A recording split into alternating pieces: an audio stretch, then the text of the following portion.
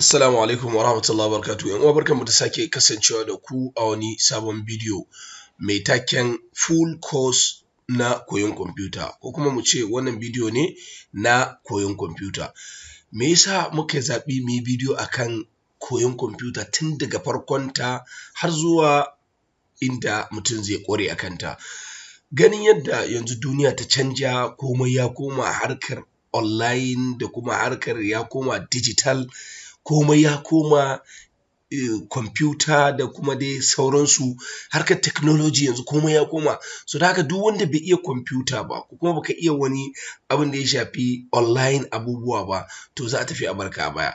Ganin haka muka ce to ya kamata a wannan channel mu haɗa bidiyo mu kawo full course na yadda wanda yake mutum in ya samu sabuwar kwamfuta ko kuma an bashi kwamfuta ko kuma yana so ya sayi kwamfuta ko kuma yana so ya koya amma bai iya ba, to ya kamata mu kawo course ko kuma mu kawo bidiyo akan yadda tun daga ɗan koyo ko kuma mu ce tun daga farko kunna ta keyboard, me amfanin shi, madannanta da keyboard ɗinta da kowane abu ga yadda amfaninsa yake, ga yadda yake, da kuma abin da ya shafi kunna ta ciki, ya ake saita kaza, ya ake kaza, ya ake raba kaza, ya ake kaza, ya ake kaza, duk wani abu mai muhimmanci wanda mutum ya kamata ya sani a cikin kwamfuta, to a wannan darasi za ka same shi da yardar Allah. So da haka muka ce ya kamata mu yi bidiyo domin me yasa? Domin sauran 'yan uwanmu su gani su ma su amfana kuma su ƙaru da ilimin da Allah ya yassare.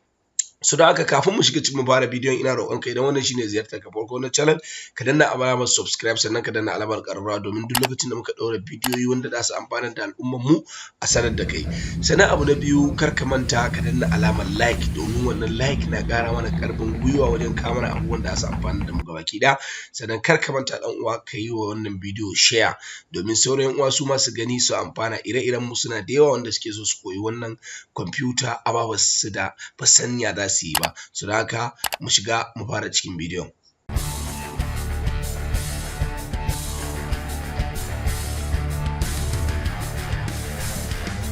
To bayan haka ‘yan uwa za mu fara daga abin da ya shafi keyboard. Akwai keys ɗin da suke da amfani, akwai kuma madannan da suke da matuƙar amfani. Mutum ya fara sanin su ko kuma ya san amfanin su kafin mu shiga cikin kwamfutar kai tsaye. Kamar yadda kuke gani wannan keyboard ne na laptop. So don haka nan da kuke gani bari mu fara da wannan, za mu yi magana akan masu muhimmanci. Kafin nan sauran kuma a cikin ayyukan da za mu yi sai mu zo mu ce to ga amfanin kaza, ga amfanin kaza, ga amfanin kaza. So don haka abu mai muhimmanci a cikin wannan wanda ya kamata mutum ya fara sani shine escape keys.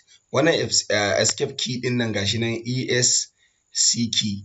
Wannan escape key ɗin ana amfani da shi ne wajen misali wajen idan kana aiki ko kuma kana cikin danne-dannen ka sai ka shiga wani guri ko kuma ka je ka goge wani abu by mistake, kana danna escape key ɗin nan za ka ga aikinka ya dawo ko kuma abin da ka goge ɗin ya dawo. So kana danna escape key, duk wani kuskure kana cikin yin kuskure, so dama is used to cancel the current operation, haka suka ce. So don haka ana amfani da shi wajen cancel ɗin aikin da ake a take. Misali kana cikin yin aiki sai ka yi mistake ka danna wani abu, kana danna escape key aikinka zai dawo, ma'ana zai dawo ka yi escaping ɗinsa kenan, ma'ana ka kauce wa wannan kuskuren da ka yi, shi ne amfaninsa. Don haka daga zarar kana cikin yin wani aiki a cikin kwamfuta kana yin kuskure kawai danna escape key, so za ka ga aikinka ya dawo. So sai wannan tab key. So wannan tab key ɗin da kuke gani, shi amfaninsa akan yi amfani ne da shi wajen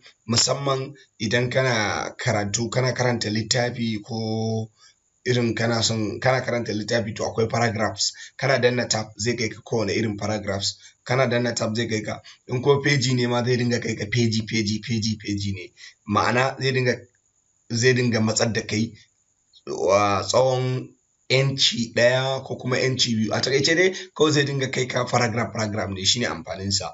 So don haka wannan caps key ɗin shine idan misali wata kwamfuta idan ka danna ta za ka ga tana da farin wuta a nan, so wata za ka ga ta kama wuta caps ɗin. Shi amfanin wannan caps ɗin shine zai mai da rubutunka, misali idan kana rubutu a Microsoft Word, kana rubutu to rubutun da kake yi kana rubutu ne da ƙananan baƙi, so kana danna caps ɗin nan idan ya kunnu, in kai on ɗinsa ya kunnu, so don haka rubutunka za su koma manya. Idan ka danna kuma idan a kashe yake kuma rubutunka za su dinga fitowa ƙanana. Shine amfanin shi wannan caps lock ɗin, shine amfaninsa caps key ɗin nan. So don haka shift key kuma ana amfani ne da shi is used combination, menene a takaice ana amfani da shi wajen capitalize. Misali yanzu kana cikin rubutu da manyan baƙi, sai kake son ka mayar da wannan baƙi, sai kake son misali ka sa A babban baƙi, D babban baƙi, A babban baƙi, sai kake so ka sa M ƙaramin baƙi, kawai sai ka danna, ba sai ka je ka danna caps lock ba, sai ka danna shift kawai ka danna baƙin. To shi da amfaninsa shine kawai za ka yi amfani ne da shi, idan ka danne shi sai ka danna alphabet ɗin da kake so. Idan wannan caps lock ɗinka a kunne yake, shine amfaninsa. In caps lock ɗinka a kunne yake kawai ba sai kana kashewa kana kunnawa ba, duk inda kake so ya zama ƙaramin rubutu sai ka danna shift ka danna alphabet ɗin, ka danna alamar rubutun. Idan kana so ya zama babba kuma ba sai kana kashe caps lock kana kunnawa ba. To shine amfanin keys a takaice kenan. So don haka control key kuma ana amfani ne da shi wajen irin misali kana son akwai inda za ka yi amfani da control. Misali in mun shiga Microsoft Word, to za mu nuna amfanin control. Control za ga idan ka danna control sai ka danna akwai letter, akwai misali yanzu kana son ka yi copy and paste. Idan kana son ka yi copy sai ka danna control ka danna V, ka copy gaba ɗaya bayan ka highlight kenan. So don haka control key shi ma sai a cikin aikin da muke yi za a gane amfanin control key. Sannan FN shi ma ana amfani ne da shi, wannan FN key ɗin nan ana amfani ne da shi misali idan akwai irin printer ko kuma irin speaker da dai sauransu, akan yi amfani ne da shi wajen dakatar da wannan aikin ko kuma kai controlling wannan printer ɗin da FN key ɗin nan. Sannan wannan window key ake ce masa, wani zaka ga Microsoft window ne a kansa logon sa, to ana ce masa Windows key. To wannan Windows key ɗin amfaninsa shine zai kai ka start menu. To don haka in mun shiga cikin karatunmu ko kuma mun shiga cikin practical za ku ga yadda start menu yake. Sannan alt shi ma ana amfani ne da shi wajen alt shi ma ana amfani ne da shi, shi ma amfanin su ɗaya da control key. Aikin da control yake shi ma alt ɗin na haka yake. Sannan space bar, wannan space bar ɗin idan kana cikin rubutu idan ka danna zai baka damar samun space, ma'ana zai bambanta maka, zai baka yawa kamar yadda kuke gani nan function ne, to nan ɗan space ɗin shine amfaninsa. Kana danna space zai ƙara matsar da kai gaba, zai baka filin da zaka ɗan samu abin nan baya rubutunka ba zai haɗe ba. So wannan shine a takaice bayaninsa. Sai wayannan kamar yadda kuke keys ne wayannan, wannan alt shi ma dai amfanin su duk kusan ɗaya ne. Sannan wannan ma dai kusan dai amfanin su za ku zo ku gani a gaba, shi ma yana separating line ne. Sannan sai arrows key, shi ma wannan arrows key din za ka yi amfani da shi ne wajen in kana son ka matsar da abu, in misalin kana son ka matsar, shi ma dai mun zo cikin tutorial duk za ku gani. Wayannan su ne a takaice mutum ya kamata ya san amfanin su, wayannan gaba ɗaya wayannan keys din a takaice kenan. Sai delete key, to wannan delete key da space bar, to space bar din nan misali yanzu ka yi rubutu, na rubuta FU, so nake so na goge FUN, sai nake so in goge N din, sai ka danna space bar, wannan backspace kai, shi ake cewa backspace. Dan haka sai ka danna shi, in ka danna wannan F din naka za ta gogo, ma'ana shi yana goge abin da yake bayani. Sannan shi kuma delete yana goge abin da yake gaba. So dan haka ina so in goge wannan, gashi nan na rubuta FUNC, sai nake so in goge C. So dan haka ina so in goge C sai in danna delete kawai. Dan yanzu idan na rubuta FUN, so zai goge min na bayani. Shi amfanin su kenan. So a takaice kenan. So dan haka ba tare bata lokaci ba, za mu shiga abin da ya shafi, bari mu yi bayani akan mouse ma tukunna, mouse na keyboard, sannan sai mu shiga cikin computer. To kamar yadda kuke gani wannan mouse ne, amma kuma ba mouse bane na laptop. Mouse ne na gaba ɗayan su, ko ka sa a desktop ko kuma ka sa a laptop. To kamar yadda muka sani shi mouse ɗin laptop za ku gan shi haka yake, guri ne plain haka da gurin shashafawa a tsakiya gefensa za ku ga a nan wajen akwai madanni, akwai abin nan right click a nan kuma left click yawanci na laptop ko. So abin da yasa muka ɗauko wannan za mu yi amfani da shi saboda sometimes ko lokuta da dama za ka ga mutum ya iya amfani da na laptop amma kuma bai iya amfani da na wannan ba. So da haka muka ɗauko za mu yi amfani da wannan domin mai kallo ya gani. So don haka kamar yadda muke gani duk ɗaya ne amfaninsu. Wajen shashafawa nan shine a matsayin za ka dinga jujjuya mouse ɗinka. Wajen shashafawa nan shine a matsayin za ka dinga jujjuya mouse ɗinka. Sannan shi wannan yana da wani abu wanda wancan ba kowace kwamfuta take da shi ba, wannan ball ɗin. Dan wannan ball ɗin da kuke gani, misali yanzu idan ka je kana kallo a misali in ka je kana kallo a ko in kana kallo misali in ka je kana karanta shafi ko littafi haka, idan kana gara wannan ball ɗin kana murɗa shi da hannu za ga shafin yana sauka, kana murɗa shi za ga shafin yana sauka, a madadin ka je gefe kana daddanna ko kana daddanna next kawai in kana shafa shi kana murɗa shi za ga yana in sama za ka yi ma sai ka dinga tura shi sama. So wannan amfanin shi wannan ball ɗin. Sannan abin da nake so mai kallo ya kalla ya gane wannan ɗan tsinken na da yake yawo, wannan gashi nan wanda nake zagaye wannan da shi, wannan ɗan tsinken mai alamar arrow ɗin nan wannan.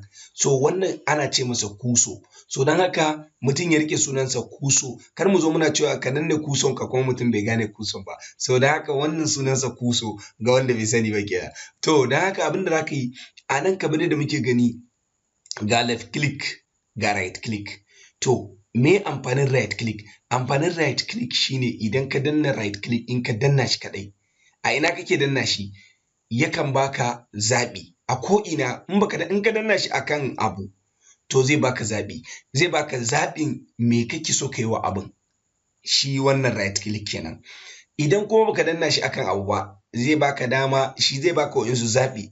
In akan desktop ka bashi ka danna shi ma zai baka wa'insu zaɓi da me za ka yi, shine amfanin shi wannan. Idan ya baka zaɓin, in kana son ka shiga zaɓin sai ka danna wannan left click. Idan misali yanzu kaddara gashi nan akan desktop na zo da shi nan sai na danna shi right click, kun ga ya bani zaɓi. To me nake so na yi? View nake so na yi ko sort by nake so na yi ko refresh? Sai in ce refresh nake so na yi, sai in danna shi kuma left click na hannun hagun kenan, sai in danna shi. Kun ga na riga na gama aikin da zan yi. To shi a taƙaice amfanin shi right click kenan. Sannan idan ka je ka kan folder sai ka sake danna right click kenan, za mu sake nuna amfanin sa na biyu. Idan ka je misali in ka je kan folder, misali yanzu na zo kan wannan folder sai nake so in danna, kun ga anan da na danna shi kun ga iya option din da ya bani, iya zaɓin da ya bani, kun gani yace view, sort by, refresh, paste, waye ko. To idan kuma ka je kan abu fa sai muka danna, misali sai muka danna, kun ga zaɓin da ya bamu ya sha bamban akan zaɓin da yake kan desktop ko. To wannan shine a taƙaice.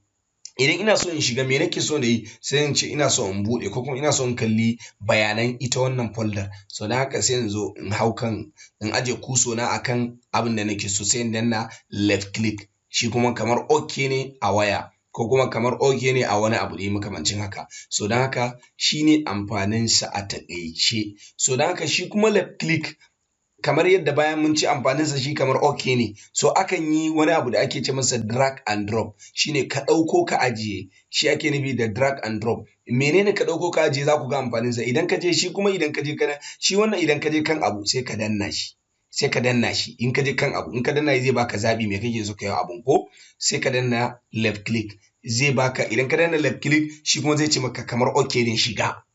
So sannan ga wani aikin da shi wannan left click yake yi, ba wai kawai iya OK bane, shi ake cewa drag and drop. Misalin an ce drag and drop shine ka ɗauko abu ka ajiye shi a nan. So idan na zo nan gurin, idan na danna left click sai in danna left click in riƙe, kun ga na riƙe nawa. So idan na danne shi na riƙe left click ɗina sai in ja kuso na, kun gani, kun ga duk inda na ja shi kun ga na ja shi, kun ga ina yawo da shi. To da inda nake son ajiye shi sai in ajiye shi. So haka shine amfanin sa, yana daga cikin amfanin sa kai zamu ce. So wannan a taƙaice kenan bayanin da zamu yi akan mouse. Assalamu alaikum wa rahmatullahi wa barakatuh. Yan barkanmu da sake kasancewa da ku a darasin mu na biyu. A yau bayanin da zamu yi bayani ne akan desktop, abin da ya shafi fuskar kwamfuta, sannan kuma na biyu mu yi bayani akan yadda ya kamata ko kuma hanyoyin da ake kashe kwamfuta. So na farko dai kamar yadda muke gani idan ka kunna kwamfutar ka haka idan ka shigo cikin ta zaka samu icons da yawa haka, wata kwamfutar wata kuma icons ɗaya. To kaddara in ka samu icons haka, waɗannan su ake kira icons. Duk wani abu a jikin kwamfuta waɗannan gashi nan su ake kira icons. So don haka waɗannan su ake kira da icons. Da yadda ake buɗe su shine ko kai double click a kansu haka ka buɗe shi, ma'ana double click a take kenan, ka danna alamar hannun hagu, madannar hannun hagu ta jikin mouse ɗinka ko ta jikin mouse ɗinka na jikin laptop ɗinka, to ka danna alamar hannun hagu guda biyu a take, so biyu a take zai buɗe maka, ko kuma ka danna right click haka zai baka options, ne baka option ga open nan sai ka buɗe. So gashi nan ya buɗe mana cikin ba komai. So wannan ita ce hanya ta farko da ake buɗe file ko ma wani irin abu ne a jikin desktop. So in kana so ka buɗe abu a jikin desktop, to wannan hanyoyin zaka bi, ko kai double click a take, ko kuma ka danna, in ka zo kansa sai ka danna alamar abun nan, sai ka danna ya baka option, sai ka danna alamar madanna ta hannun dama, right click kenan na jikin mouse ɗinka. So wannan hanyoyin da ake amfani da buɗe abun nan kenan, abin da ya shafi desktop. Sai ƙasa, so abin da ya shafi tun daga nan haka har zuwa nan, waɗannan da kuke gani, wannan na ƙasan nan, wannan inda mouse ina yake, su ake kira taskbar. Me amfanin su shine duk aikin da kake so yana nan, kowace irin abu kake aiki da ita tana nan, anan za ta zo ta zauna. Mu kaddara misali yanzu bari mu rubuta PowerPoint, misali bari mu shiga misali, open, bari mu buɗe PowerPoint mu gani, bari ku gani, za ku ga ta bayyana a nan wajen, shine amfanin taskbar. Bari ku gani, so kun ga PowerPoint ta bayyana a nan gurin, kun gani PowerPoint ta bayyana. So wannan shine amfanin taskbar, duk aikin da kake da ga ya bayyana a nan. Yanzu wannan software ma aiki nake da ita shi yasa ta bayyana nan, ita ma wannan aiki nake da ita shi yasa ta bayyana a nan. So don haka duk aikin da kake shi ake kira taskbar, aiki wajen da yake ajiye ayyuka. So kun ga na fita ya fita. So don haka idan kana son kuma akwai kuma hanyar da ake yi wajen da misali yanzu idan na zo nan, ko da bana aiki da shi in ajiye shi ya zamto shine a bakin kofa, ma'ana kawai ko da bana aiki da shi ya zamto yana nan, kawai na tashi ba sai na je na yi searching ba. Shine zan zo kan misali yanzu mu kaddara ga wannan misali, ko kuma ga wannan Chrome din, sai in danna right click, ina so a ce Chrome ta zo nan, sai in danna right click. Idan na danna right click zan zo samu wannan gashi nan pin start, ko kuma in sata a pin to taskbar. Ka gani ga pin to taskbar, sai ka danna, zaka ga ta bayyana nan. Kun ga bana aiki da ita amma kuma ta bayyana nan. So ma'ana idan kawai na tashi ba sai na zo nan na yi searching Opera ba, kawai in na zo na yi haka, na yi double click za ta buɗe mun. Kun gani, to wannan shine amfanin taskbar. Sannan ina so in cire shi, ko da baka aiki da ita zaka yi jera abubuwanka a nan. So don haka idan kana son ka cire kuma sai ka sake right click a kanta. Idan ka danna right click gashi nan on pin from taskbar, sai ka danna. Kun ga ya fita. To shine amfanin taskbar, ko ka kawo shi, amma ko ka kawo shi ko baka kawo shi ba, in dai zaka yi aiki da abin to sai ta bayyana nan. So shi amfanin kawo shi shine idan ka kawo shi nan kawai zai sauƙaƙa ma al'amuran ka ne, ba sai ka je kana neman shi ba. Duk abin da ka san kana yawan amfani da su sai ka shi taskbar ka ajiye su, ko in ka tashi buɗewa za ka yi. So wannan amfanin taskbar kenan. Waɗannan kuma agogo ne, duk dai za mu zo mu yi bayani, ko muna so mu san amfanin taskbar ne. Sannan wannan shi ake nuna task view. Idan ka jera taskbar 1, 2, 3, 4 ka jera su har suka cika nan, suka yi yawa taskbar din, so anan zaka iya gani idan kai clicking zai bayyano maka gaba ɗaya taskbar din da kake amfani da su. Misali haka, kun ga muna amfani da taskbar guda nawa, kaga ga guda 1 ga 2, guda biyun nan su muke amfani da su taskbar, waɗannan ba taskbar bane. So waɗannan su ake kira taskbar. So don haka in zan iya new desktop, so sai mu fita kawai, sai mu je mu koma. To idan muka koma, mun koma wurin mu na da kenan. So wannan shine amfanin shi wannan task view din. Sai nan kuma search ne, duk abin da kake so zaka iya searching din sa mutukar kwamfuta yake. Bari mu ce misali, bari mu ce ko ma me ka rubuta in dai akwai shi a kwamfuta zai fito maka. Misali mu ce control panel, kun ga duk abin da ka fara rubutawa a nan ko me kake nema in dai ka rubuta shi a nan za ka ga ya bayyana a nan in dai akwai shi a cikin kwamfuta. Wannan shine amfanin search bar, sunansa search bar shine amfaninsa. Sannan sai wannan shi ake kira start menu ko kuma start button. So da haka wannan start button ake ce masa, button ne, madanni ne. So da haka sai ka danna shi. Idan ka danna shi kuma zai baka damammaki a nan, zai baka zaɓi duk abin da kake so ka yi a nan. So wannan abin da ya shafi abin nan desktop kenan, abin da ya shafi fuskar kwamfuta kenan da ayyukansu da kuma yadda ake buɗe file. Sannan sai yadda ake kashe kwamfuta. So yadda za ka kashe kwamfuta shine kamar yadda muka sani, idan za a kashe kwamfuta ba a zuwa a kashe ta makunnarta. Inda ka kunna ba a kashe kwamfuta ta gurin. Me yasa? Idan kana kashe kwamfuta ta gurin, kwamfutarka za ta samu matsala ko kuma hard drive ɗinka zai samu matsala. Dalili shine kamar misali kai ne kana cikin gudu, kana gudu ko wani abu ya gifta gabanka, kaga yana gifta gabanka, kaga karo za ka yi da shi, ƙarshen ta ko ka faɗi ka ji ciwo ko kuma abin ya karye ko dai makamancin wannan. To ita ma kwamfuta kamar haka, tana cikin aiki to ba a kashe ta inda ka kunna ta, ma'ana ta press button ɗinta, makunnarta kenan, ba a yi. Abin da ake yi shine ta cikinta ake zo a kashe ta. Shine za ka zo start button. Idan ka zo start button ga power a nan. Idan ka zo power za ka danna shi. Idan ka danna power zai baka zaɓi guda uku, ga sleep, ga shutdown, ga restart. Wata kuma za ta baka zaɓi guda huɗu. Akwai hibernate a sama, sai sleep, sai shutdown. Wata kuma za ta baka zaɓi biyu, shutdown da iya restart. To idan mai zaɓi huɗu ce to ka dinga shiga hibernate yafi. Saboda me yasa? Shi hibernate duk aikin da kake ba zai gushe ba. Ma'ana idan ina aiki a PowerPoint na je na sata a hibernate, ina kunna kwamfutar zan same ta a hibernate, a PowerPoint ɗinta. Ma'ana ba za ta watsar min da aikina ba. Amma na mata shutdown to sai na sake shiga. To shine bambancin hibernate da abin nan. Shi kuma sleep za ta yi sleeping ne, amma in ka kunna ta za ta ci gaba da inda kake, amma kuma batirinka zai mutu. Yana kashe batir shi sleep. Don haka duk wanda kwamfutar take da hibernate sai ya dinga sata a hibernate yafi. Restart kuma idan kwamfuta irin ba ta sauri ko tana slow ko tana waye, za ka iya mata restart. Ko kuma in ka ɗaura sabon software to za ka yi mata restart.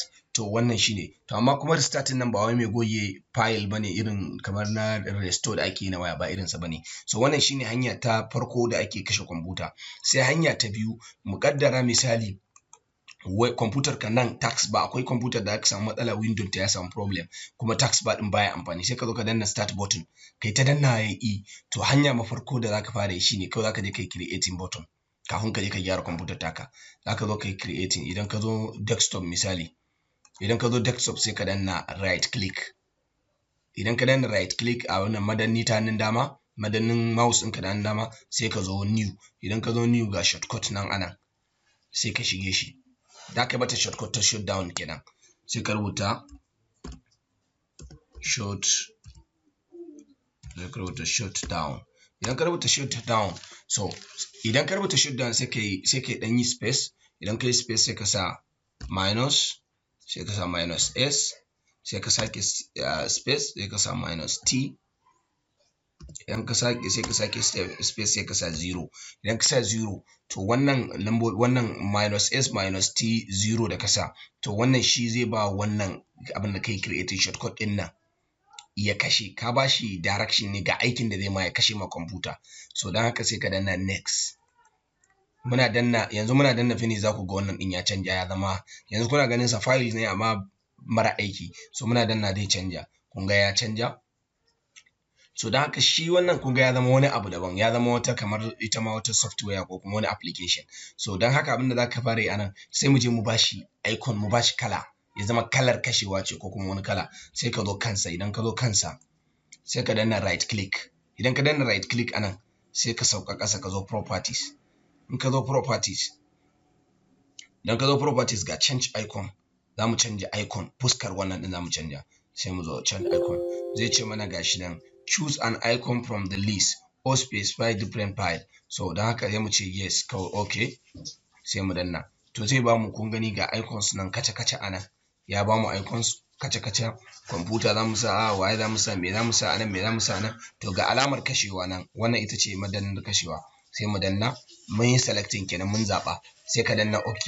Idan ka danna OK kun ga ya bayyana nan, sai ka zo ka yi applying. Kana applying zai canja.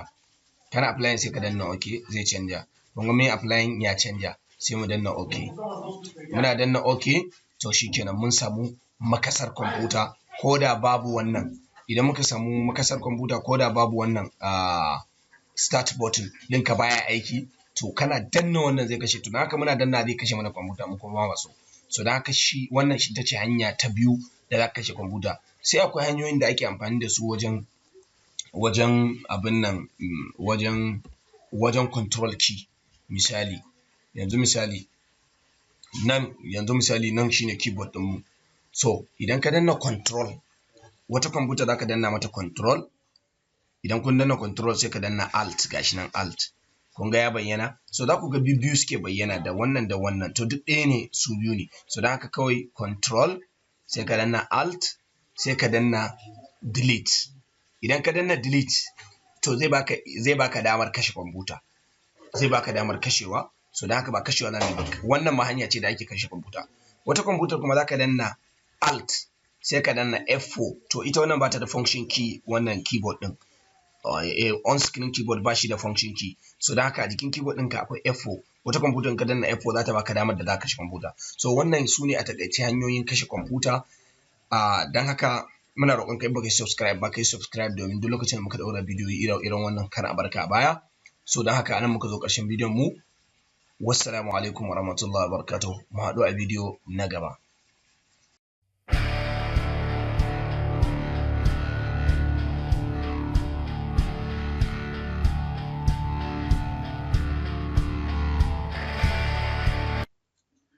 Assalamu alaikum wa rahmatullahi wa barakatuh. In barkanmu da sake kasancewa da ku a daidai wannan lokaci a darasinmu na uku.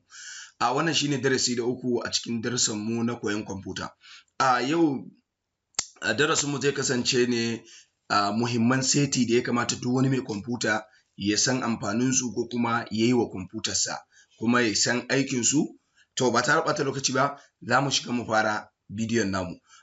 Kamar yadda kuke gani nan cikin desktop ɗinmu ne, cikin kwamfutar mu ne. So akwai seti da suke da muhimmanci. Na farko abin da za ka fara yi a nan, mu je mu shiga start button. Wannan kenan start button. Idan muka danna shi, kamar yadda muka gani dai mun san waɗannan amfanin waɗannan gaba ɗayansu a darasinmu da ya gabata. Kamar yadda muke gani nan ga waɗansu abubuwa, ga wani guri a nan wajen kashewa power button, nan kuma settings, nan kuma foto na ne na ni mai kwamfutar kenan. To kai ma mai kwamfutar nan, ma'ana kwamfutar ka ce. So a nan wata kwamfutar wani za ka ga nan akwai file manager, akwai video, akwai waye folder inda zai bashi direction, kawai daga danna start button zai shiga. So wani zai so ya san, ko kuma ce mai kallo zai san yadda ake sa waɗannan abubuwan. So don haka abu na farko darasinmu da za mu yi shine, bari mu sa wannan kafin mu je mu shiga cikin personalize. Na farko idan kana son ka ƙara waɗansu abubuwa a nan ɗin kai ma, so ga yadda ake yi. Don haka idan ka zo kan settings ko kuma kan shi wannan ɗin, to bari mu je kan settings, sai ka danna alamar madanninka na mouse ɗinka, alamar madanni na hannun dama kenan, right click, sai ka danna right click. Idan ka danna right click zai kawo maka fuska kamar haka. Wannan dama mun san amfanin shi, pin to start.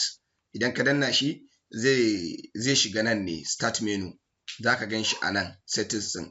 So don haka nan kuma pin to start bar, pin to start tax bar, pin to tax bar nan kenan, su muke cewa tax bar. A darasinmu da ya gabata mun yi bayani akan wannan. So don haka idan ka danna shi settings zai bayyana nan. So don haka bari mu gwada settings ya bayyana, bari mu gwada.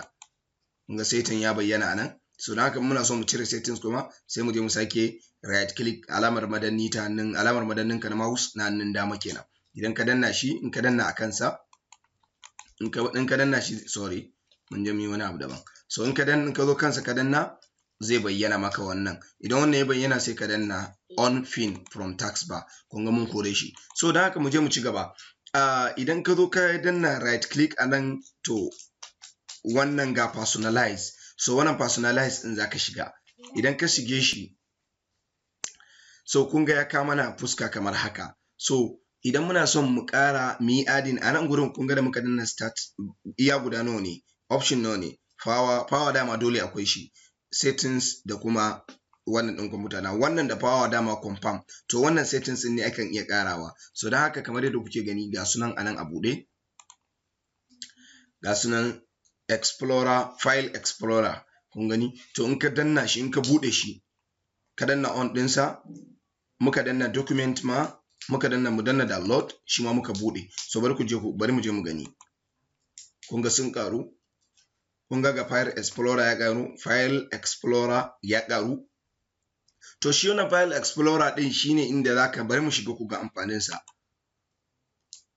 Amfanin shi file explorer shine zai kai ka inda zaka ga memorin ka. Idan ka danna disk PC, kun ga zai kawo maka inda zaka shiga cikin memorin kwamfutar ka. Shine amfanin wannan file explorer ɗin a wannan start menu, ko mu ce start button. So wannan shine yadda ake adding, zaka ga wannan kuma in kana son shine yadda zaka yi, shi ma downloading in kana son ka shiga folder download. To duk wannan gurin da muka je muka shiga, mu sake shiga personalize. Kun ga idan ka danna right click akan abun, sai ya je personalize, sai ka shige shi.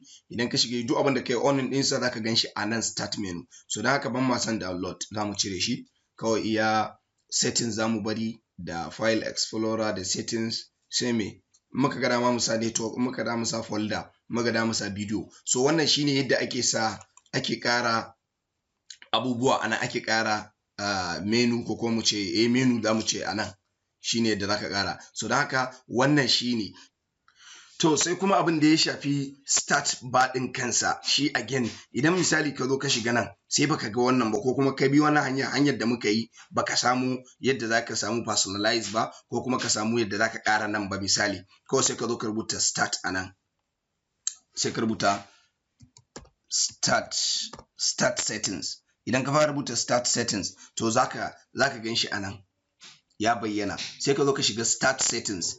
Idan baka gani ba a wannan hanyar da muka shiga ta nan kenan, idan baka gani ba a nan gurin, misali kana son ka yi right click baka gan shi ba, sai ka zo ka shiga start settings, kawai sai ka rubuta start settings. Kana fara rubuta start settings zaka ga ya bayyana, sai ka zo ka shiga wannan, ba start app ba, wannan start settings ɗin, sai ka zo ka shige shi. In kai double click a kansa, to zai kama maka fuska kamar haka. Idan ya kama gashi nan start settings zaka gani anan. To idan ya kawo haka fuskan nan, abin da zaka fara gani shine sai ka zo ka shiga nan.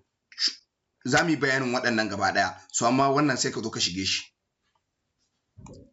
Idan ka shiga nan zai kawo maka, kun ga ya kawo mana inda muka shiga ɗazu, hanya ta biyu kenan bayan waccan hanya. Ya kawo mana inda muka shiga, muka zo muka ƙara document, muka ƙara downloading, muka ƙara music, muka ƙara waye, muka ƙara duk video, muka ƙara har network, kai har personal data duk muka yi. To muna shiga yanzu za ku gan su da yawa, kun gan su nan. So wannan ita ce hanyar da za ka yi, hanyar ta biyu da za ka seta waɗannan abubuwan naka. So suna da matuƙar muhimmanci, ba sai ka je kana neman su ba. So don haka idan kuma baka son su, dama a start suke settings. So don haka mun ce za mu yi bayani akan waɗannan abubuwan bayan mun ƙara. So don haka idan ka je start again, idan ka je start ɗin zai baka wannan option ɗin.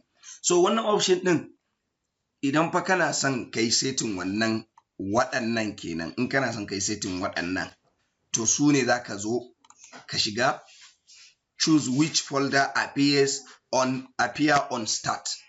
Me kake son su yi appearing a nan gurin, su ake cewa appearing, su bayyana a nan. Wane folder kake so su yi appearing, ko kuma wani abu ne kake so ya appearing akan me a start. So waɗannan su ne za ka yi selecting. So nan kuma sai abin da ya shafi setting nan gurin gaba ɗaya.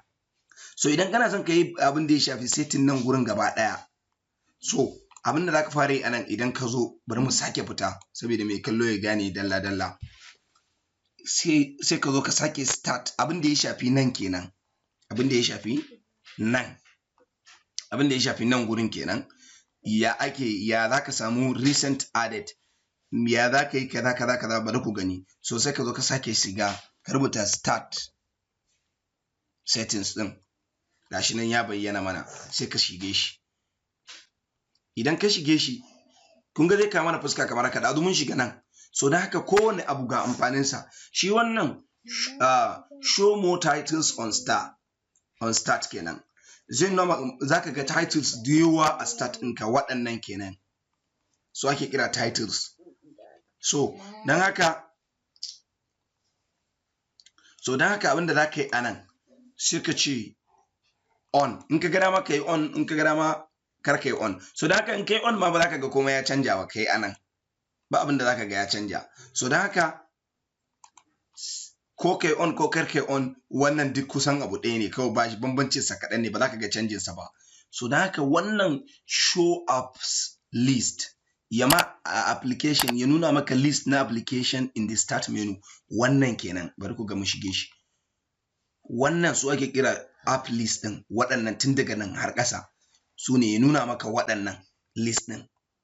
Idan ka shiga kwamfutar ka kai ka gabata da wannan, so inda za ka je ka saita ta shine za ka zo ka shiga start settings, sai ka zo ka yi on ɗin wannan.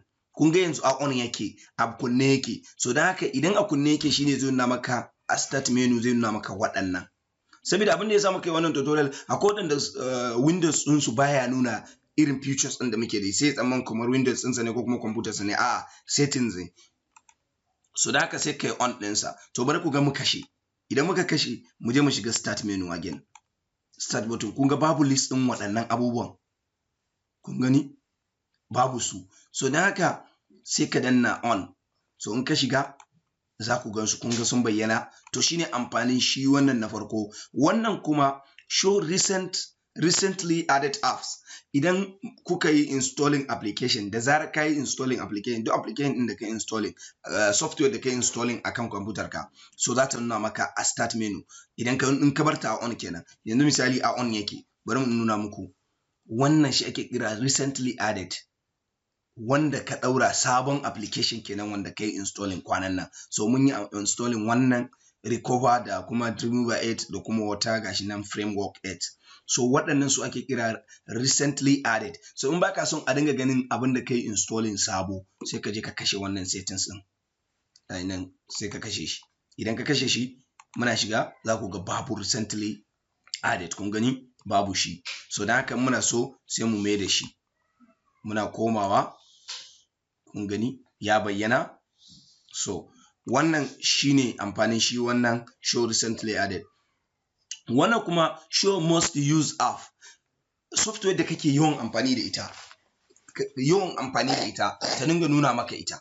Idan mutum kana son ka shiga kwamfutarsa ko kuma kana son ka san wani irin amfani yake, wani irin software yake amfani da su kullum, to kana shi in kai setting recently added zaka ga duk irin software da yake amfani. Ko kuma ka ba mutum kwamfutar ka, to in kana son zaka ga irin application din softwares din da ya amfani da su idan ka bar wannan abu ɗaya, kana zuwa nan. Kun ga most recently used kenan. Wanda muka yi fi yawan amfani da su. Ina amfani da Google Chrome, VLC, Photoshop, File Explorer, PowerPoint, Camtasia, to dai da sauransu. Waɗannan su ne a takaice wanda nake yawan amfani da su. So idan kuma ka kashe, kun ga mun kashe, so bari ku gani. Kun ga babu most recently added. Kun gani? Most used babu su anan. So don haka su ne amfanin su. Idan ka kashe to ba za ka ga duk waɗansu abubuwa ba. Wannan kuma occasional start, bari ku gani amfanin sa shi. So da shi da wancan, da shi da wannan abin da show titles on start, ko da ka kashe ko ba kunna ba, ba za ka ga canji ba. So don haka almuhim muke so bi wanda yake da muhimmanci. So don haka shi wannan use start full screen. Yanzu misali wani start menu sa wannan kun ga a kashe yake. Yanzu misali kun ga muka danna start menu, kun ga iya nan gefen ne kawai, iya nan. So wata kwamfutar kuma idan ka danna start menu, abin da ta baka za ta kama full screen. So ita ma wannan in ka bude, zai bude maka. Amfaninsa shine in ka danna nan, za ka ga yana maka full screen. A madadin ka ga wannan rabi din, shine amfaninsa. So da haka za mu kashe shi. Wannan kuma show recently open. Duk me suka ce in jump list on start or taskbar and file explorer quick access. Misali yanzu idan ka ba mutum kwamfutar ka, ya je shiga, ya kalli bidiyoyi ko ya kalli wani film ko kuma ya yi wani abin da ya shafi memory, ko ya kalla ko ya kalli fotuna, duk dai abin da ya kalla, so za ka iya kallanta idan ka bar wannan a buɗe. Yanzu misali bari mu bada misali. bari mu je mu shiga misali na farko. Idan ka zo file explorer, yanzu mu shiga file explorer, bari ya buɗe mana file explorer. Kun ga yana mana file explorer a nan gurin, kun ga babu wani a ƙasan nan, iya nan ba kwa ganin wani abu ko? So idan muka buɗe shi wannan, idan muka buɗe shi show recently open, bari ku ga muna buɗewa za ku ga wani abu ya bayyana a nan. Bari ku gani, bari mu koma baya mu sake shiga file explorer from window computer ka kenan wajen memory. So kun ga recently files 0, kun ga ɗazu babu wannan recently file 0, recent kenan wanda aka kalla yanzu ko aka aiki da shi, kun ga babu folder ko ɗaya babu, ko file ɗaya babu. To shine amfanin buɗe wannan. Misali yanzu in na kashe shi, so yanzu in muka koma muka shiga file explorer, kun ga babu wannan. So da haka za mu kunna kuma in bada misali a kai. Misali yanzu mun kunna shi, to misali yanzu sai mu je mu shiga file explorer, misali mu shiga ina za mu shiga? Mu shiga nan, mu shiga pictures. Misali yanzu mu shiga mu gani, mu buɗe wannan hoton.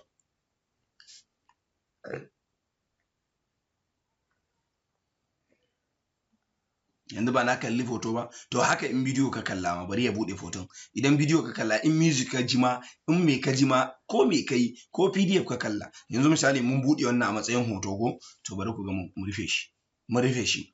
So don haka idan ka zo ka shiga file explorer, kun ga recently, kun ga desktop photo, kun ga abin da muka kalla, aikin da muka yi shine amfanin settings ɗin wannan.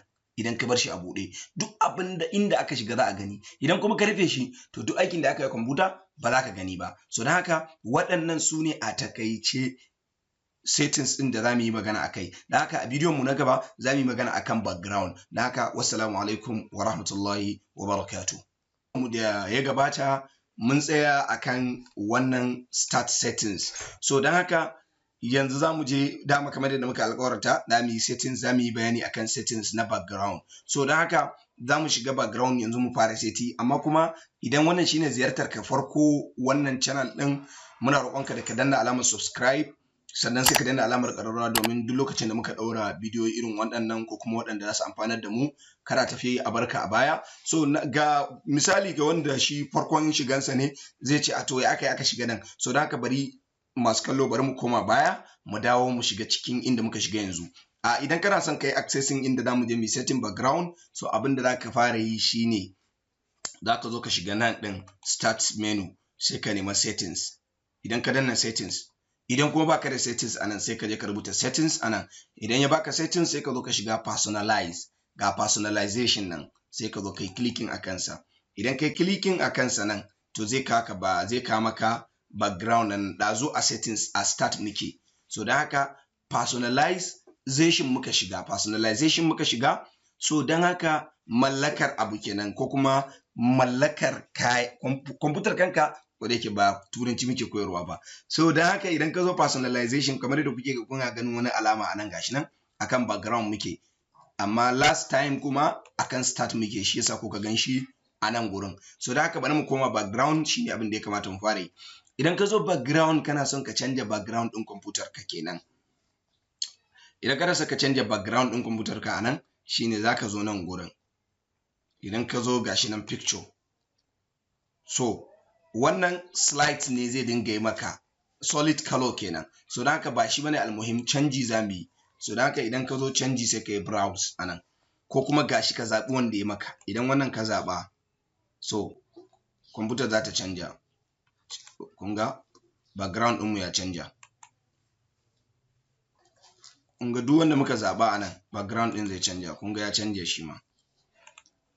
So duk wanda ka zaɓa a nan, idan window ka zaɓa ma zai koma window, kamar yadda muke kai kenan. So don haka idan kana son ka sa hotonka kuma ga browse nan, ko wani photo, sai ka shiga browse.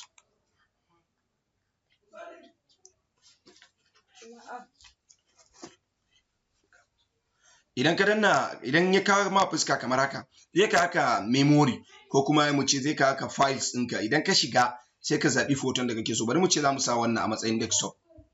Idan muka sa wannan kun ga ya bayyana nan, so don haka bari mu je mu gani.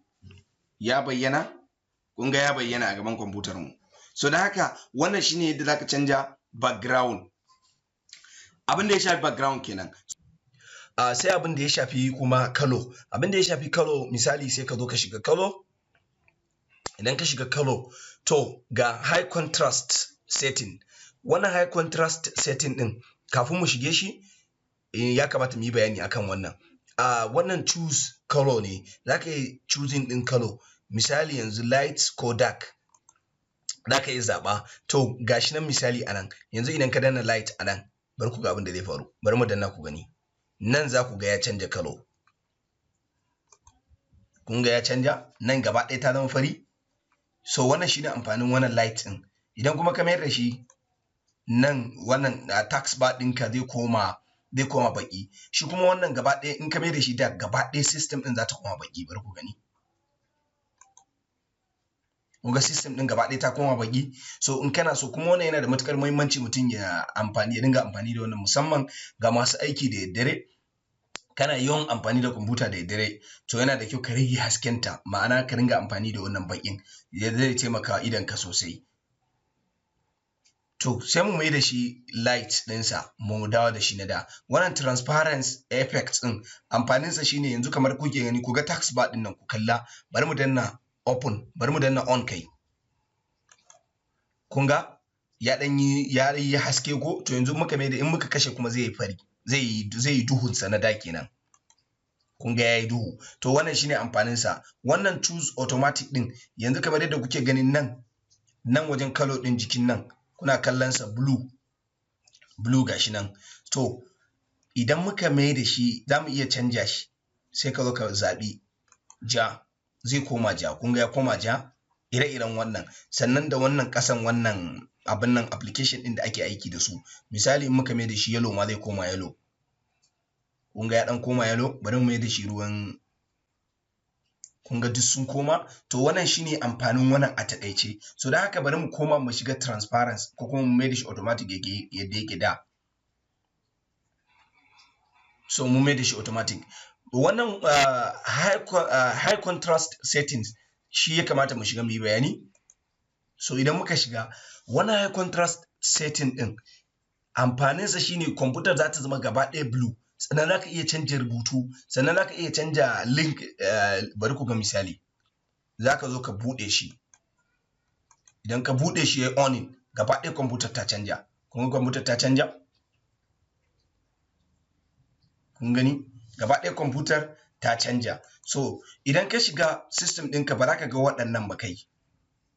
Wannan kawai za ka gani. Hyper da wannan high contrast 1, high contrast 2, sai high contrast black, high contrast white. To wannan black ɗin za ka gani, kai anan za ka gani, iya black za ka gani. Kun ga yadda yake, a haka za ka same shi in ka shiga kwamfutar ka.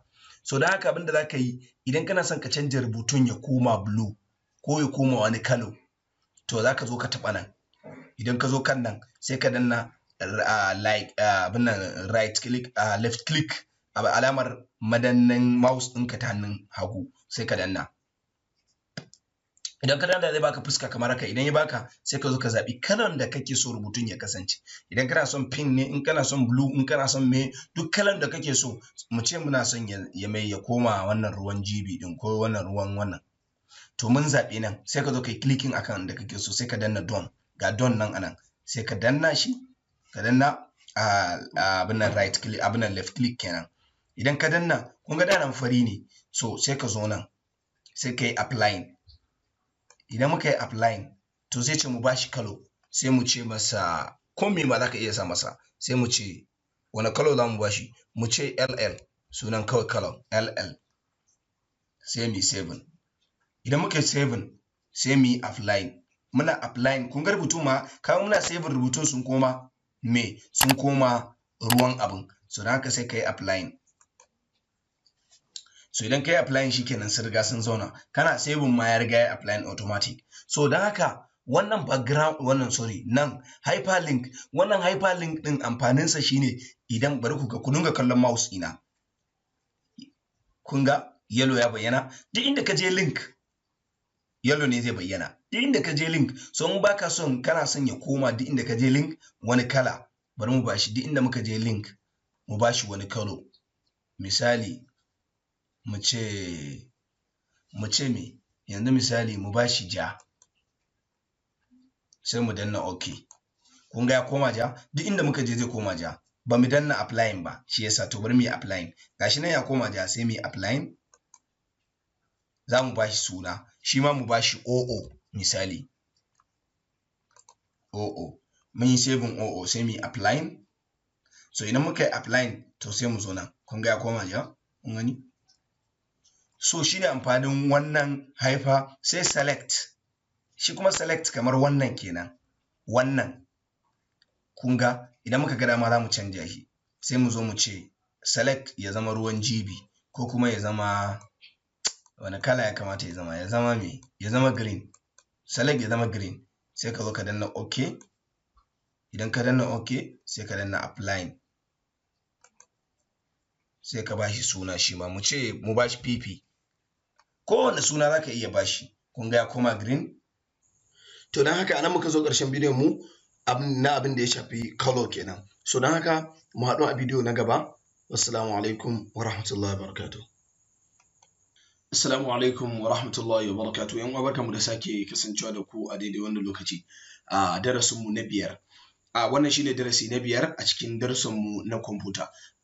Yau darasin mu zamu yi darasi ne akan muhimman abubuwa da ya kamata ka sani akan kwamfutar ka ko kuma ka san irin nau'in kwamfutar ka. Ma'ana akwai waɗansu abubuwa guda 3 wanda kowane mai kwamfuta yana da kyau ya san irin nau'in kwamfuta ko kuma kana son ka sayi kwamfutar ma ka san irin nau'in kwamfutar. Sannan abu na farko shine drive. Za mu yi bayani akan drive da drive ko hard disk, ko kace drive ko kace hard disk. Za mu yi bayani akan ya aikin sa yake, sannan ya misalin aikin yake.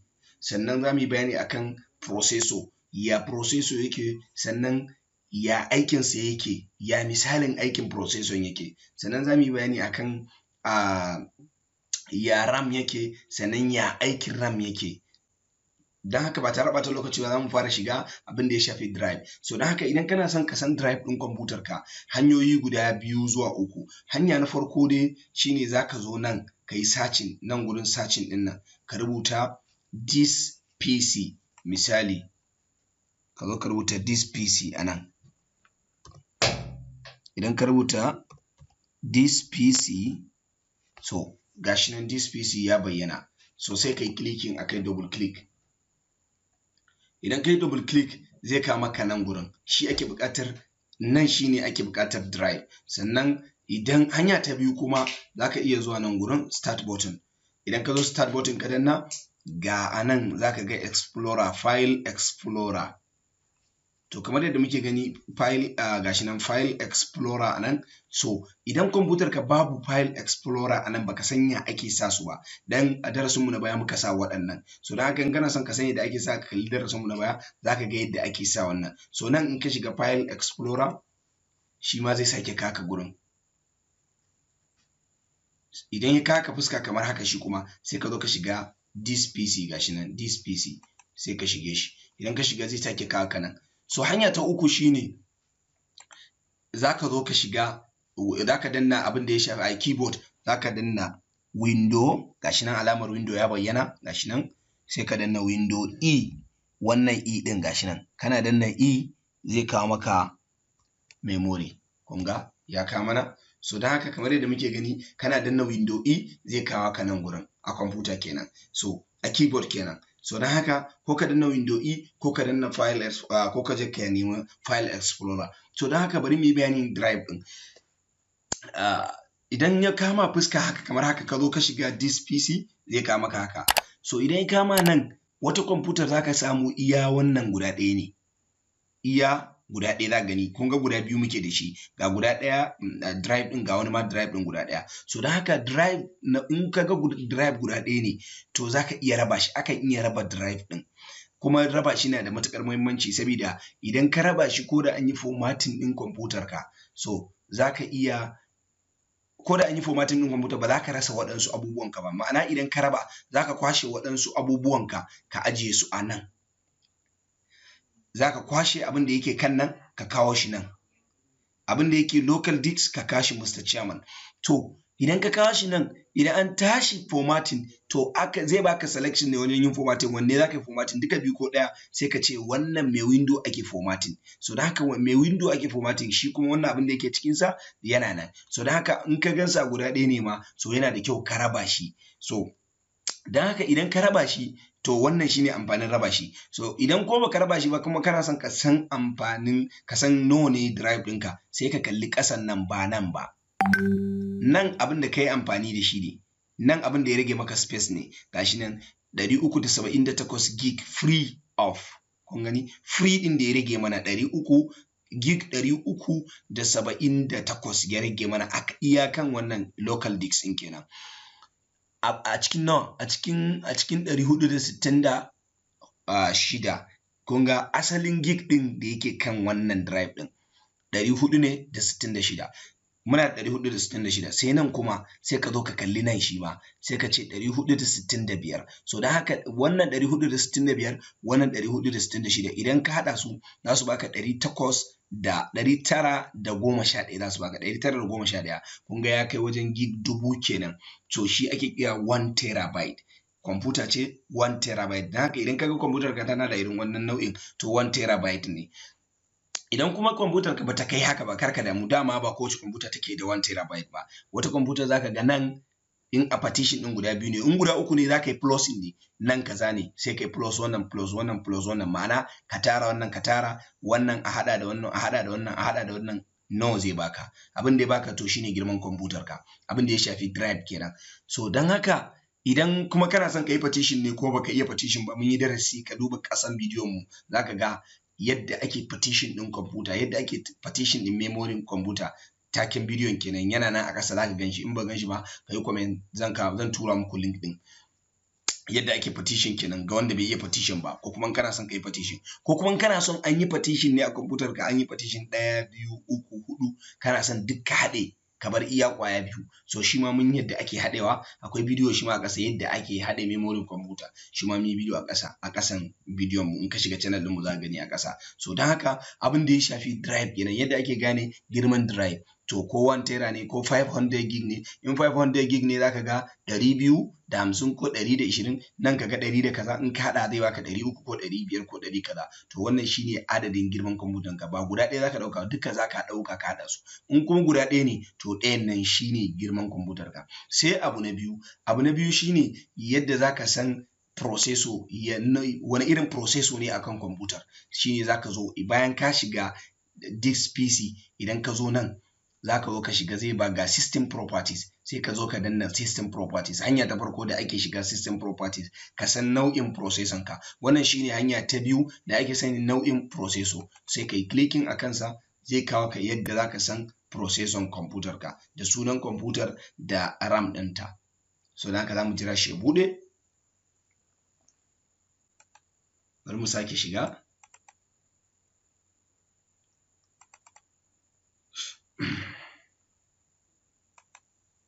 So ya buɗe mana. So kamar yadda kuke gani ya buɗe a nan gurin. To tunda ya buɗe, a nan zaka zo ka san nau'in kwamfutar ka, ga sunan kwamfutar nan, desktop waye. So nan shine sunan processor kwamfutar mu, Intel Core i3. Kun gani Intel Core i3 shine CPU kwamfutar kenan, processor kenan, Intel Core i3. So da haka wata kwamfuta zaka ga Intel Pentium, wata Intel Pentium, Intel Dual Core, wata Dual Core, wata kaza. In an ce core din nan, to wannan core din yana nufin guda 4 ne processor, dual kuma guda 2 ne. Akwai quad core din nan, ko da yake zamu yi bayani akan duka one by one akan abin da ya shafi, in Allah ya da darasin mu na gaba zamu yi bayanin gaba ɗaya processors din nan. Ya zaka ga wata kaza ce AMD kaza da kaza, akwai AMD, wata zaka ga AMD ce, wata Intel ce processor kenan. So dan haka idan kaga Intel Core, gidan Core, akwai Core i3, akwai Core i5, akwai Core i7, akwai Core i9. So in kaga waɗannan Core din, to wannan kana gidan kwamfutar ka tana cikin gidan masu manyan processor. Wannan processor din su ake kira duk processor da ka ganshi Core to Intel Core din nan to tana cikin gidan babban processor. In ka ga Pentium ko kuma wani kaza shi ma dai ba a ce wani abu dai, amma dai za mu yi bayani sai ka gane sai ka bambance su in Allah ya da mu na gaba. Abin da ya shafi processor. Hanya ta biyu da za ka samu ka ga processor, amma da bari mu yi maganar RAM. Yadda za ka gane RAM ɗinka shine gashi nan a nan gurin, idan ka shiga system properties kenan ga yadda za ka ga RAM ɗinka. Ka ga RAM ɗin da yake kwamfutar mu 4 gig ne RAM.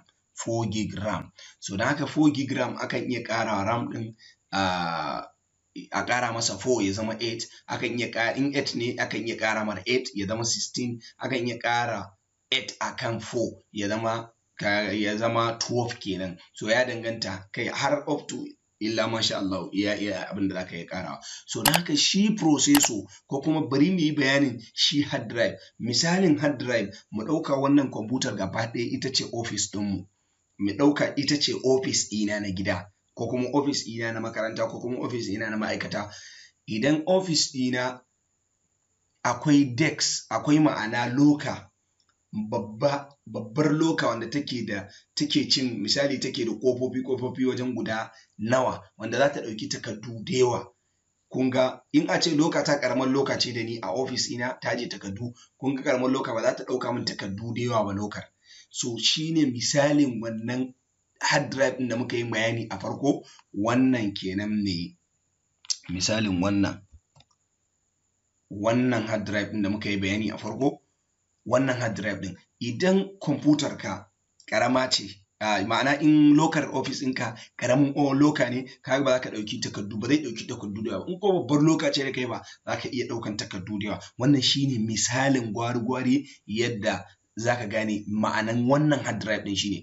Nan shi ake loda duk wani abu, komai kai da loading waye a nan za ka loda. So don haka in ƙarami ne ba za ta ɗauki abubuwa da yawa ba, sannan in ka loda mata abubuwa da yawa kuma za ta sa ya dinga slow. Kwamfutar ka za ta dinga slow in suka yi yawa, suka mata yawa. In ƙaramin kai ne da ita, ma'ana in ƙarama ne bata kai irin su 1 tera ko 500 gig ba, in dai bata kai irin su 500 gig ba ma za ga tana slow, saboda me yasa wannan ɗin ya mata ƙarami. So wannan shi abin da ya shafi wannan misali, abin da ya shafi drive kenan. Abin da ya shafi processor kuma, misali ina da office, bayan office ina akwai sakatarori a office ɗin. Misali ina da sakatare ƙwaya ɗaya, kuma sakataren nan shi zan aika, shi zan ba wa rubutu, shi zan ba wa printing. Misali yanzu ina so na yi aiki da wuri, ina so in aiki sakataren, ina so in aike shi kuma ina so in ba shi rubutu. Kun ga dole sai na jira ya je aike na ya dawo kafin ya yi min rubutu. To wannan abin da ya shafi processor kenan. Idan kuma ina da sakatarori guda biyu fa, to kun ga zan aiki ɗaya kuma sa ɗaya aiki. Kun ga a take wancan ya kawo min abu, wannan an gama min aiki, a take na samu aiki da wuri. To wannan shine misalin processor. Idan processor ka ƙarami ne, idan Intel Pentium ne, misalin processor ɗaya kenan. So da haka aikin da zai dinga kwamfutar ka ba za ta dinga aiki da wuri ba, saboda kana wannan aikin tana wannan aikin, ba za ta iya maka wannan ayyukan ba. Idan kuma processor ka Intel Dual ne, to sai ta fi mai Pentium guda ɗaya kenan, mai guda ɗaya kenan. In mai guda ɗaya, mai processor ɗaya kenan. Idan kuma mai guda huɗu ne, kamar yanzu wannan kodin mai guda huɗu ce. So don haka idan mai guda huɗu ce kuma, kun ga kamar ina da sakatarori guda huɗu a office ne, wannan na aike, wannan na bai printing, wannan na ce kaza, wannan na ce kaza. Kun ga a take za a yi min abu cikin gaggawa ba tare da na jira ba ko kuma na ɓata lokaci. Wannan a takaice misalin abin da ya shafi processor kenan. Sai abin da ya shafi RAM. Misalin RAM kuma, misali ina cikin office ɗina ga loka, ga kujeru, ga kuma kujera ta karɓan baƙi. Misali ina so in karɓi baƙi a office ɗina, baƙin sun kai su 20, kuma kujerun da suke cikin office ɗina ba su fi 5 ba. To kujerun ba su fi 5 ba, idan kujerun ba su fi 5 ba, kun ga dole sai na karɓi mutum 5 sun gama, sai in fita in sake mutum 5 bayani, su fita 5 su zo har in gama da 20. Kun ga na ɓata lokaci wajen yin aiki ko? To wannan wajen isar da saƙon, ina son je ne wani abu ma, to ga mutane. Amma in aka ce kujeru 20 ne a cikin office ina fa, to zan iya ɗaukan mutanen gaba ɗaya a take, kuma in yi musu bayani gaba ɗaya su gamsu kuma kawai su fita. Kun ga a cikin minti kaɗan. To wannan shine amfanin RAM. Idan RAM ɗinka babba ne, to zai ba kwamfutar ka daman duk aikin da ka tura mata a take za ta maka. Ma'ana ba za ka ga kana wani aiki kwamfuta tana slow ba, ko kana son ka yi wani abu sai ta ɗan yi hooking, ta ɗan yi wani loading. Duk abin da yake kawo wannan RAM karami shine baka da desk da yawa, baka da kujerun zama a office ɗinka, kuma ga baki ga wannan in ya shiga sai wannan ya fita in wannan. To wannan shine a takaice bayani akan abin da ya shafi processor da kuma RAM da kuma shi hard drive. Sannan in kana son ka gane hard drive ɗinka, hanya ta biyu da ake gane processor computer, tunda mun yi bayani akan processor computer, hanya ta biyu da ake ganewa shine zaka iya zuwa nan sai kai searching device manager, sai kai searching device manager. Idan ka rubuta device manager a nan gurin gashi nan ya fito, sai kai clicking a nan. Idan kai clicking zai buɗe maka. So kamar yadda muke gani ya buɗe mana a nan, gashi nan device manager yana loading. So idan ya buɗe maka nan gurin sai ka zo ƙasan nan ga processor. Hanya ta biyu da ake gane processor kenan. So idan ka zo kai danna nan ga alamar kibiya a nan zai nuna maka processor computer. Wannan ita ce ma za ta nuna maka actual processor ka guda nawa ne. Dama mun ce processor mu guda 4 ne. So don haka ko i3 ce, don haka kun ga processor mu ya bayyana, kun ga Intel Core i3 kaza, ko i3 kaza, ko kaza ko kaza. So don haka wannan shine processor computer mu. Don haka a nan ma za ka iya gane processor computer ka wace iri ce, ko kawai ka zo ka rubuta device manager sai ka zo ka shiga nan. Idan ka shiga nan ka zo ka zaɓi processor, ka ga irin nau'in processor computer ka. Idan kuma ba ta nan ka shiga ma, za ka iya shiga ta nan gurin gashi nan tax bar ɗin nan. Idan ka zo nan gurin sai ka danna right click, abin nan alamar madannin mouse ɗinka na hannun dama. Idan ka danna shi nan kenan, idan ka danna shi nan gashi nan, nan gashi nan wannan baƙin, sai ka ga ba komai, ba fa kamar nan ba. In ka ga ba komai sai ka danna right click. Idan ka danna sai ka shiga tax manager, ya kai clicking a kansa, zai buɗe maka fuska kamar haka. Idan ya buɗe maka fuska kamar haka, to wata kwamfutar idan ya buɗe maka ba zai baka fuskan kamar nan ba, haka zai baka. Yadda ka ga wannan haka zai baka nan gurin. Za ka ga nan ma sauran empty ne, ba za ka ga wani abu. To wayannan abubuwan da nake amfani da su shi yasa ka gani. So don haka sai ka zo ka danna nan more. Idan kuma ya kawo maka fuska kamar haka, to sai ka zo ka shiga performance. A nan za ka gane wace irin processor kake amfani da ita. Kun gani ya bayyana? So wannan shine nau'in processor mu da muke amfani da shi, Intel Core i3. Kun gani? To ana hanyoyi guda 3 da ake gane processor. So RAM kuma hanyar da ake gane shi, wacce hanyar ita kadai ce wanda muka yi bayani akan abin da ya shafi RAM. Don haka anan nake cewa wassalamu alaikum wa rahmatullahi wa barakatuh.